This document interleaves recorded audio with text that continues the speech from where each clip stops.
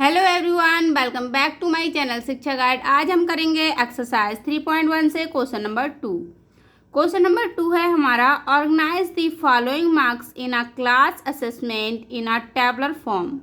हमें इसमें एक टेबलर फॉर्म की ज़रूरत पड़ेगी और यहाँ पर हमें क्या कुछ स्टूडेंट्स के, एक क्लास के स्टूडेंट्स को लिया गया है और उनके मार्क्स यहाँ पर बताए गए हैं। ठीक है, इससे ही रिलेटेड ये 4 पार्ट दे रखे हैं जिसको हमें सॉल्व करके दिखाना है और हमें इसमें एक टेबलर फॉर्म बनानी है। तो इसमें हमने एक टेबल बना रखी है, देखिए इसको, और हमने इसके मार्क्स भी हैं वो भी नोट डाउन कर रखे हैं। तो इसमें हम इसको सॉल्व कर लेते हैं।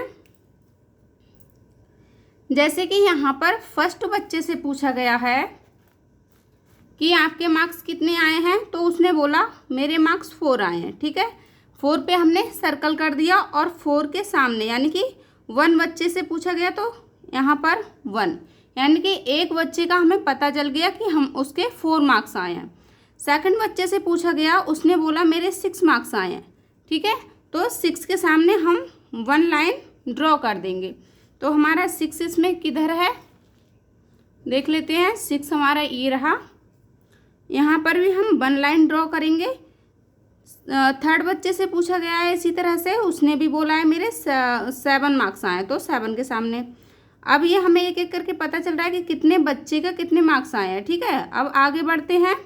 तो यहाँ पर 5 मार्क्स आए हैं, तो 5 के सामने यहाँ पर एंट्री कर देंगे इसकी। इसमें 3 मार्क्स आए हैं तो 3 के सामने, और इस पर सर्किल ज़रूर करते रहना। 3 तक कर लिया है हम लोगों ने, तो इस पर सर्कल जिससे कि वो रिपीट ना हो नंबर।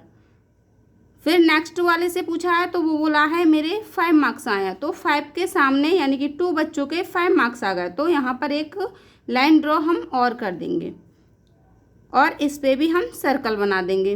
नेक्स्ट बच्चे से पूछा गया है तो इसमें 4 मार्क्स, तो 4 के सामने लाइन ड्रॉ कर देंगे। नेक्स्ट 5 मार्क्स, तो 5 के सामने ड्रॉ कर देंगे। नेक्स्ट 2 मार्क्स, 2 के सामने 1 लाइन ड्रॉ कर देंगे। नेक्स्ट 6 मार्क्स, तो 6 मार्क्स के सामने 1 लाइन ड्रॉ कर देंगे। 2 मार्क्स, तो 2 मार्क्स के सामने। 5 मार्क्स, 5 के सामने। 1 मार्क्स, तो ये 1 के सामने। 9 मार्क्स, ये 9 के सामने। 6 मार्क्स, 6 के सामने। 5 मार्क्स, तो यहाँ पर हमारे 4 यानी कि 4 स्टूडेंट हमारे हो चुके हैं। जब 5 का आएगा तो हमें एक पेयर बनाने के हिसाब से इसको डायगोनल फॉर्म में इस तरह से 5 वाला जो लाइन है वो ड्रॉ करेंगे, जिससे हमें एक डायगोनल फॉर्म में होगा और इसका एक पेयर बन जाएगा। ठीक है, नेक्स्ट से पूछा गया है तो हाँ ये 5 तक हो गया। नेक्स्ट से पूछा गया है तो उसने बोला है मेरे 8 मार्क्स आए हैं, 8 के सामने लाइन ड्रॉ कर दी। नेक्स्ट 4 मार्क्स, 4 के सामने एक लाइन और ड्रॉ कर दी। 6 मार्क्स, 6 के सामने। 7 मार्क्स, 7 के सामने। ठीक है, अब हम इसको, ये हमारा होता है यहाँ तक।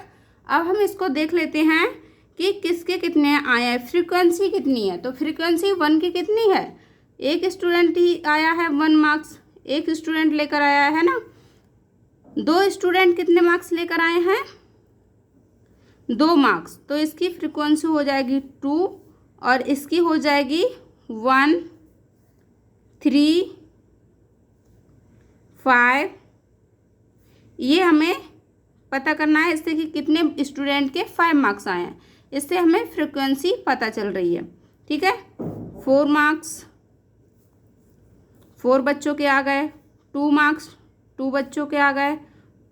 8 मार्क्स, सॉरी ये 7 मार्क्स, 2 बच्चों के आ गए। ठीक है, इधर से रिलेट करके 1 बच्चे का 1 मार्क्स आया है, 2 बच्चे के 2 मार्क्स आए हैं, 3 बच्चे का 1 मार्क्स आया है, यानी कि 3 मार्क्स 1 बच्चे का आया है। ठीक है, और 4 मार्क्स 3 बच्चे के आए हैं। 5 मार्क्स 5 बच्चों के आए हैं। 6 मार्क्स 4 बच्चों के आए हैं।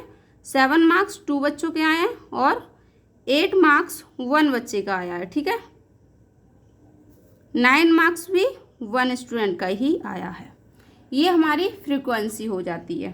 ठीक है, अब हमें इसमें पता करना है जैसे कि हमारा क्वेश्चन में दे रखा था which number is the highest, किसका नंबर ज़्यादा था। तो यहाँ पर हमें दिख रहा है 1 से लेकर 9 तक बच्चों के मार्क्स आए हैं। तो सबसे ज़्यादा मार्क्स किसके आए हैं, जिसके 9 आए होंगे, यानी कि 9 नंबर सबसे हाईएस्ट नंबर है। ठीक है, तो यहाँ पर हाईएस्ट नंबर लिख लेंगे। लोएस्ट नंबर, सबसे कम मार्क्स किस बच्चे के आए होंगे, तो सबसे कम मार्क्स जिसके भी 1 मार्क्स आया होगा उसका सबसे कम रहेगा, तो उसका लोएस्ट नंबर 1 हो जाएगा। ठीक है, इसका थर्ड पार्ट था what is the range of the data. तो इसमें डेटा का हमने आपको पिछली क्लास में बताया था क्वेश्चन नंबर फर्स्ट में कि रेंज का फार्मूला क्या होता है।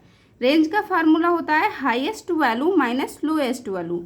हाईएस्ट वैल्यू में से लोएस्ट वैल्यू को सब्ट्रैक्ट कर दिया जाता है, वो उसका रेंज निकल के आ जाता है। तो इसमें भी हमारा क्या है, हाईएस्ट वैल्यू है 9, लोएस्ट वैल्यू है 1। यहाँ से सब्ट्रैक्ट करेंगे तो हमारा 8 आ जाएगा। 8 क्या आ जाएगा, रेंज आ जाएगा। रेंज का फार्मूला होता है। एक इसमें लास्ट पार्ट बचा था फाइंड दी अर्थमेटिक मीन, उसमें हमें अर्थमेटिक मीन बताना है। ठीक है, तो अर्थमेटिक मीन हम देख लेते हैं।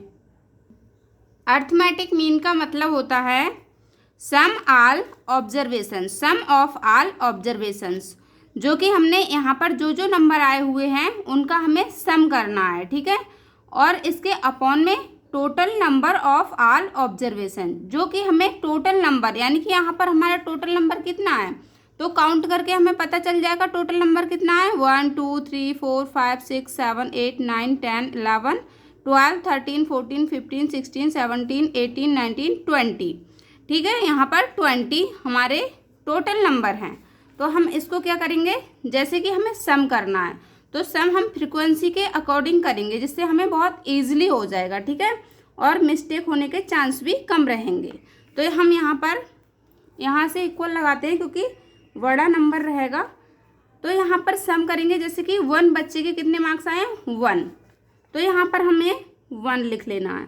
ठीक है, अब यहाँ पर हम यहाँ से ढूंढ के लिखेंगे, इससे अच्छा है हम यहाँ पर ही देख लेंगे कि कितने बच्चों के 2 मार्क्स आए हैं। ठीक है, तो 2 बच्चों के कितने आए हैं, यानी कि 2 बच्चों के 2 मार्क्स आए हैं, तो यहाँ पर 2 टाइम्स हो जाएगा। ठीक है, यहाँ प्लस लगा लेंगे। यहाँ ऐसे ही हमें 3, यानी कि 3 मार्क्स कितने बच्चों के आए हैं, यानी कि 1 बच्चे के ही आए 3 मार्क्स, तो एक बार लिखा जाएगा 3। 4 कितनी बार आया है, कितनी बच्चों के आए हैं 4, 3 बच्चों के, तो 4 + 4 + 4।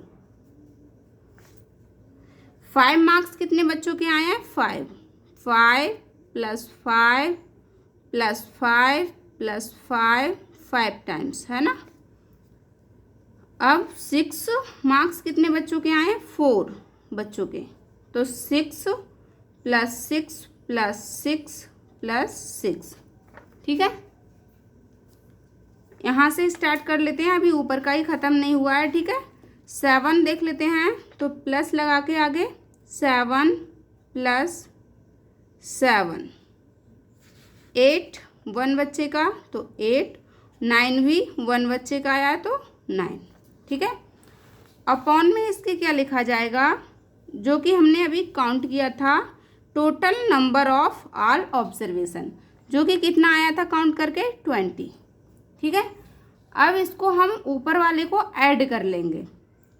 ऐड करने का सही तरीका हमारा क्या होगा, जैसे 2 टाइम्स आया है तो हम इसको 2 2 ज़ा 4, यहाँ 4 लिख सकते हैं, ये तो 3 ही रहेगा, और ये 1 2 3 3, तो 4 3 ज़ा कितना होता है 4 3 ज़ा 12, तो यहाँ 12 लिख लिया।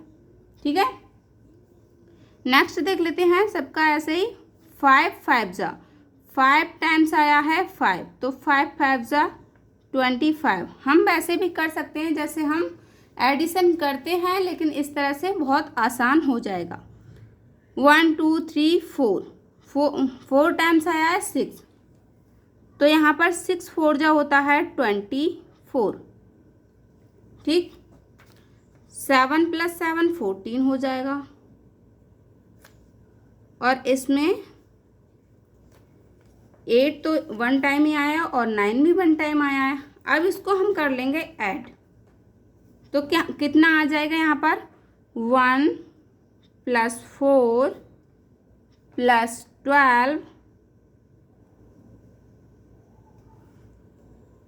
+ 25 है ना, +24 +14 प्लस और ये 8 और 9 17, ठीक है, अपॉन 20।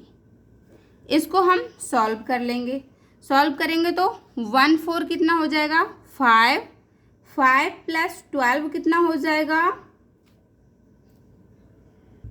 सॉरी यहाँ पर ये 3 नहीं, यहाँ पर हमने 3 नहीं जोड़ा है, तो यहाँ हम 3 लिख लेंगे, ठीक है। यहाँ से 5 हो जाएगा, 5 + 3 8 हो जाएगा, 8 + 12 20, 20 + 25 कितना हो जाएगा 45, 45 + 24 कितना हो जाएगा 69, 69 + 14 हो जाएगा 83 और 83 + 17 हो जाएगा हमारा 100, यानी कि यहाँ तक हमारा 100 आ रहा है, ठीक है। तो ऊपर का जो हमारा सम है वो आ रहा है 100 अपॉन 20। तो इससे हमारा क्या हो जाएगा 25 जा कितना होता है 100, तो ये हमारा आंसर आ जाएगा 5। ये हमारा अर्थमेटिक का आंसर आ जाएगा, यानी कि जो अर्थमेटिक मीन से जो फार्मूला बनता है उससे सॉल्व करने पर हमारा आंसर आ गया। ये 4th पार्ट था।